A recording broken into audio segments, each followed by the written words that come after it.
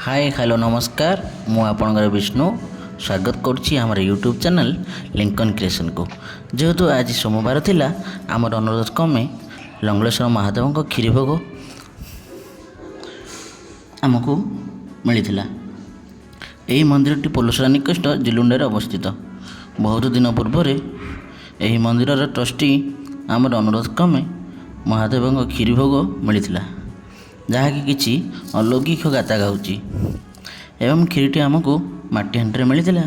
सेठे केवल गाई क्षीर एवं चाउल ता सहित बिना लुण चीनी प्रस्तुत होता। तापर जानिबा यह मंदिरटी केउं भली भावे पुरातन जुगरू जिलुंडा नामक एक ग्राम में छिड़ा होइछि। यह एक प्राचीन स्थाप्यता रही। मंदिर सम्मुखें बड़ 16 स्तंभर अवशेष अच्छी। यह मुख्य मंडप कहुए। मंदिर मुखशालाटी पुरी जगन्नाथ मंदिर मंडप सीमा मध्य निर्मित होता, जहाँ बहुत पुरातन काल निर्मित होता।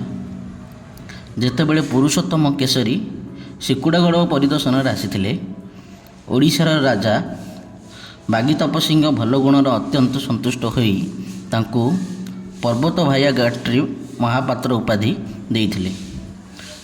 एही मंदिर रे एक पर्वत रही जार नाम पेजगला पहाड़, जहाँकि आठगड़ा राज्यर प्रतिष्ठाता बासस्थान देखा मिलता है। लोक मैंने यह स्थान को बारंबार बुलवाक आसती, सुंदर दृश्य उपस्थापना करती। तत्सहित यार प्रकृति एवं स्थान बहुत उत्तम होता है। यह एक अत्यंत मनोहरदायक सबुज वन परिपूर्ण स्थान। परे आम तो बाबा मु जाइलु ठाकुर दर्शन में देखिलु मंदिर चतुर्पार्श्व किसी बासी पूजा सामग्री पड़ी। तत्क्षणात बाबा और मु प्रस्तुत हो गलु सेठी स्वच्छता बजाय रखापी एवं सेठिकार पूजारी खुशी आमको ठाकुर भोग खाइबा डाकी। आम भी भोग खाइबा परे संपूर्ण भाव प्रस्तुत हो गलु। तत्पर समस्त कार्य संपादन करी आमे माटी हांडी प्रस्तुत क्षीरी हांडी को धरी मंदिर को प्रस्तुति आगमन कलु। रोचे पुणी आसबू आमर परवर्ती वीडियो पेजगलार पहाड़ दृश्य को नहीं। जय शिव शंभु, जय महालिंगेश्वर प्रभु।